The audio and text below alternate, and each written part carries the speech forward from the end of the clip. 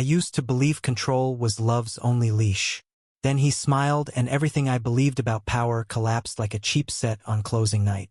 People like me don't fall for people like him. That's not arrogance, it's calculus. I run a multi-billion-dollar tech empire in Manhattan, where every interaction is strategic, every movement rehearsed.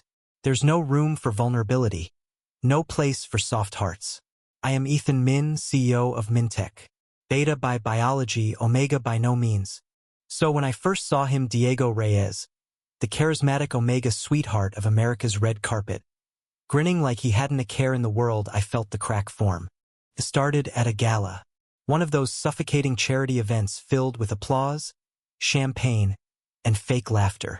I was cornered by a board member when Diego arrived, fashionably late, drawing every pair of eyes like gravity had turned. He wore a wine-red suit that should have been illegal and a smirk that made it worse. Our eyes met. He winked. I looked away. "You're the Ice King, right?" he said later, drink in hand, slipping beside me like a breeze. "CEO of Mintech? I always pictured you taller." "You imagined me?"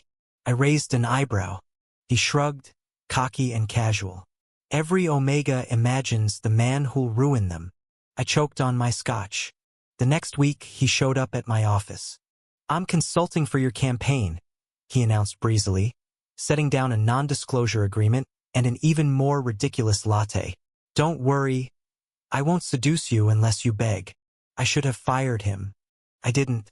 He was chaos. Bright, loud, deeply empathetic, everything I wasn't. He called my office a vibe graveyard and dared to decorate it with succulents and scented candles. I watched him charm my board, flirt with my assistant, and dismantle my composure, day by day. He wasn't supposed to matter. I've dated Omegas before, perfectly poised, socially acceptable matches. But they were careful, quiet, transactional. Diego wasn't a match. He was a wildfire, and somewhere between business meetings and stolen glances, he became the exception that broke my every rule. Like the night of our first real fight. "You don't want me," he said, voice trembling behind his grin. "You want the idea of me, the shiny, polished version who doesn't talk too much or feel too loud." "That's not true," I replied, but my voice lacked conviction. "It is," he whispered.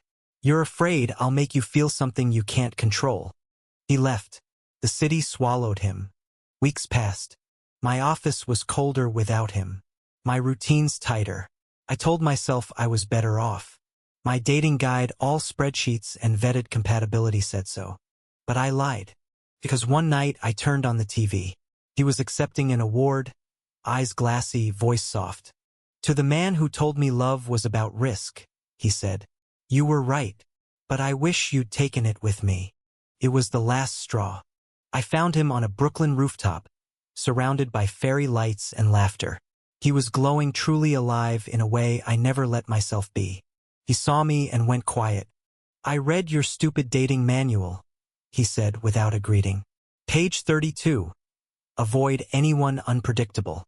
I should have known. I walked to him. "I rewrote it," I said. "Page 1 now says, take the damn risk."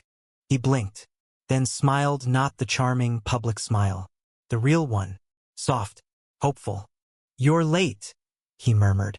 "I'm here," I said. "That's what matters." Months later, we sat on that same rooftop, my tie loosened, his head on my shoulder. "I thought betas weren't supposed to feel this much," he teased. I looked at him, heart full. "Turns out," I said, "you broke every rule I had." He grinned. "Good." And just like that, my world, the cold, calculated empire I'd built, began to thaw.